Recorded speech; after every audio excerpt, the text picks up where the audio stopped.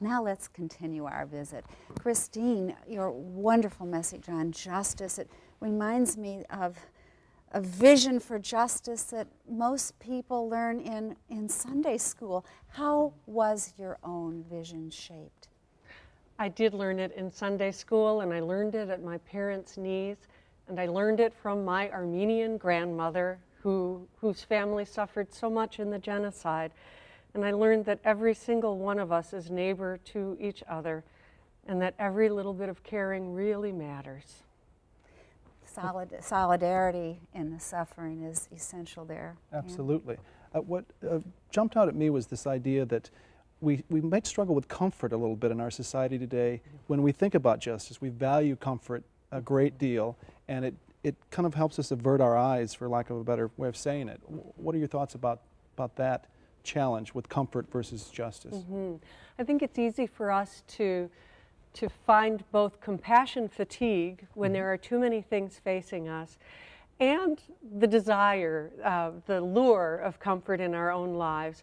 And justice is never at the expense of joy.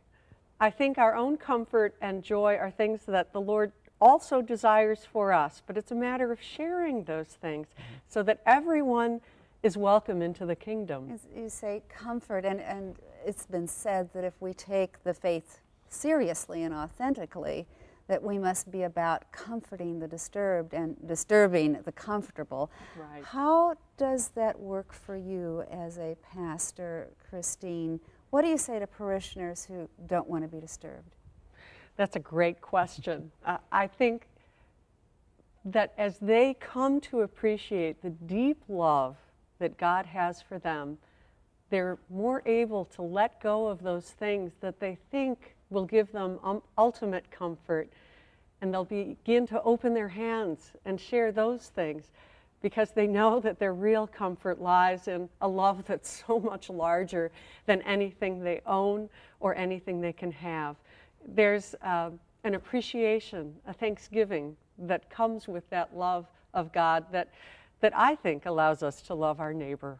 I love the Henry Nouwen quote that you use, compassion, compound word, suffer with, Daniel. Absolutely.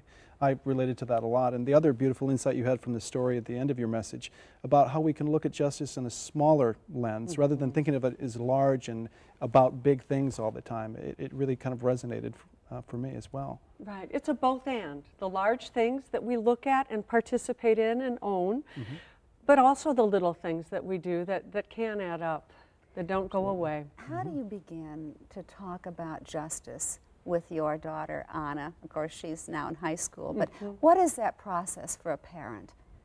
Well, for me, the church helps a lot. In my last church, we had a homeless shelter downstairs every Saturday night. And so it was easy for her to make the connection about God's love for her and our love then for the poorest of the poor. Our youth groups help us connect with people that might not normally be on our radar screen. And I think the church can be a help to all parents, and we can get past some of the isolation that we have in our little communities, wherever we live. We think our own little area is the only one that is. You know, you quoted the World Bank, 1.5 billion folks on this earth living in abject poverty, earning less than $1 a day. I'm thinking of The Eyes of the Poor. It's the title of a short story by Charles Baudelaire, the French writer, where the family with children outside the restaurant window looking in, and he does not read his own thoughts in the eyes of his wife because she wants him to go away. Right. Isn't that the attitude, though, that we often face?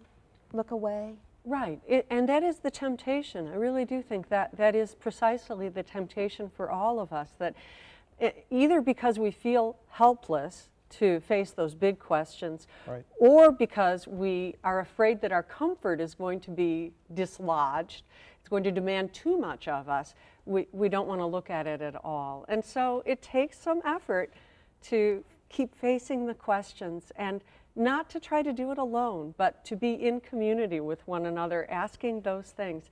And I think many people of goodwill really want to do the right thing.